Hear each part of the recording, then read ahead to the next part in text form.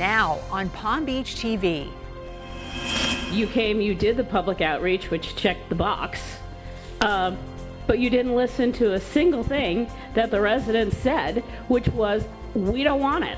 Palm Beach Mayor Daniel Moore is joined by council members upset about potential public safety threats as a result of 2 roadway projects now underway on South Ocean Boulevard. These electronic signs are meant to grab your attention and warn you that complimentary parking on Palm Beach's north end is ending. After months of delays, a long-awaited sand dune renourishment project is back on track. It's a privilege to stand before you all today at this moment in our town's history. And a new chapter begins for the town's North Fire Station after undergoing a top-to-bottom renovation. Those stories straight ahead. The Palm Beach Civic Association brings you Palm Beach TV, the island's only newscast, sponsored by the Fortin Foundation of Florida. Now, the news. Welcome to Palm Beach TV. I'm Sally Lewis. Summer is almost here, but there's still plenty going on around town, including 2 major FDOT road improvement projects that run right from Midtown through the South End.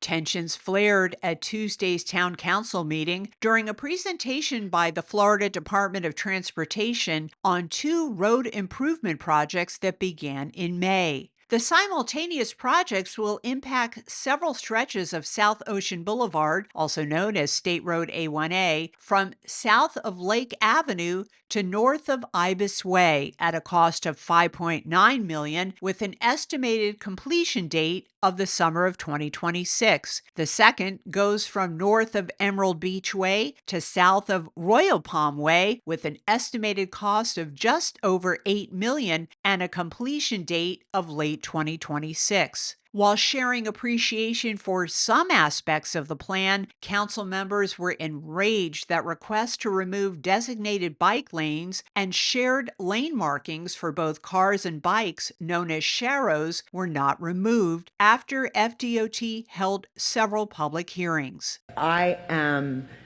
so angry with all of you.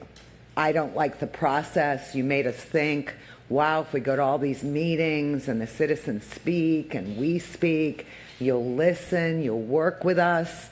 But you've basically given priority to what is probably 5% of our community. This is a 100-year-old island community, 100-plus-year-old island community. We can't change the way we're laid out. We can't do certain things. So it's like the state is not seeing that. You seem to be blind to that. Instead, you keep with blunt instrument trying to force something that belongs in Jacksonville or Orlando or somewhere where they can actually accommodate this kind of a thing safely. In an interview following the presentation, FDOT construction manager Michael Miller said concerns raised by the council would be communicated with the state to see if there were alternatives, but by law, bicyclists have equal access to the roadways. On the South project, we were able to accommodate a bicycle lane. We could widen out. There was a lot of green space. When you come up north, even north of Sloan's Curve, the right-of-way is very tight. In many cases, there's not even room for a sidewalk, let alone a bicycle lane. So in those cases, we look to accommodate the bicyclists within the lane. Some people, and it sounds like that's the position of the town, would say that it's encouraging bicyclists to use the lane. In reality, legally, the bicyclists are already allowed to use the lane. They do currently. You'll see the pelotons come through as well as just regular bicyclists. The department's position is that the bicycle markings, yes, they're for bicyclists to indicate you can use a full lane, but in reality, it's more awareness for motorists that, hey, there could be a bicyclist here, be alert of that. FDOT says it is working during off-season on aspects of the projects that are more disruptive first and will complete those as quickly as possible. To learn more, go to d4fdot.com and click on Palm Beach and then Central County for updates and contact information for the 2 projects. An agreement between the town and the atriums of Palm Beach is expected to be signed soon, paving the way for critical dune restoration efforts on the south end to begin. As we reported last month, the town was grappling with a method to get 750,000 cubic yards of sand that was dredged from Phipps Ocean Park to reach 8 after Lake Worth Beach rescinded an agreement granting Palm Beach permission to use the south entrance to Lake Worth Municipal Beach to haul sand by truck. During that meeting, several condo residents said they would like to be compensated for the inconvenience of having a conveyor belt on their property. While there will be no compensation to residents, the town will conduct surveys before the project begins and will pay for and repair any resulting damages. In May, we met with 7 of the 8 condominium boards and members all together, had a very positive conversation. They've expressed great support for the program. They want to get it done. Discussions continue with hopes that up to 8 condos will sign an agreement so that the renourishment work can be rotated between them and lessen the impact on an individual condominium and its residents. The goal is for the project to begin on November 1st, following the conclusion of turtle nesting season.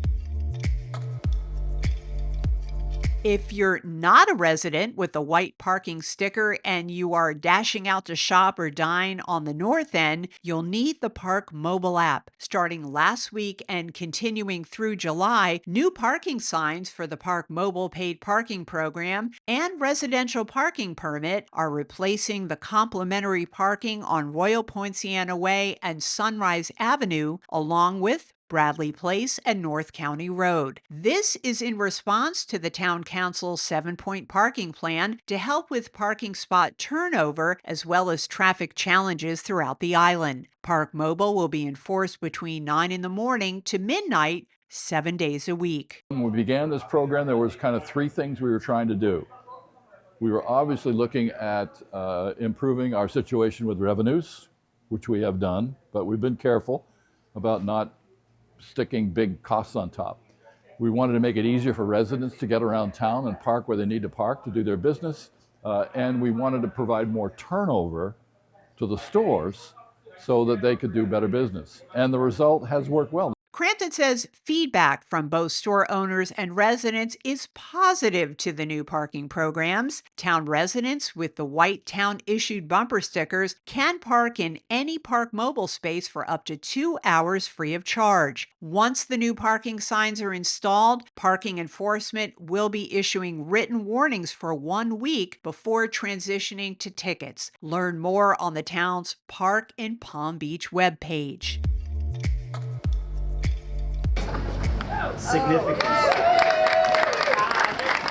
Palm Beach's mayor and town manager had the honor of detaching the fire hose, symbolizing the reopening of the North Fire Station after nearly 3 years of construction. I think it demonstrates the commitment that the town of Palm Beach and your elected officials have to preservation of our town, to doing the right thing. Chief Sean Baker expressed heartfelt gratitude to everyone who played a role in bringing the $17 million renovation to life. Among those in attendance was the daughter of Clarence Peed, Palm Beach's 3rd fire chief, who served from 1957 to 1969. I moved here I was starting 3rd grade.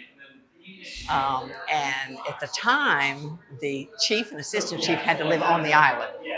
So my dad said, I'll be assistant chief, but you have to add 2 bedrooms because I have 2 kids. Denise lived in the fire station until she was 19 years old. The bells went off all night long, most nights, and the chief, which was my dad, used to keep his boots and his coat next to the bed, and he would go to every call, and we would wake up. Following the ceremony, guests were invited on a guided tour of the newly renovated fire station, a state-of-the-art facility that thoughtfully preserves many of the building's historic features. Stay tuned next month as we take you behind the scenes of the North Fire Station's transformation and explore what it means for the future of public safety in the town of Palm Beach.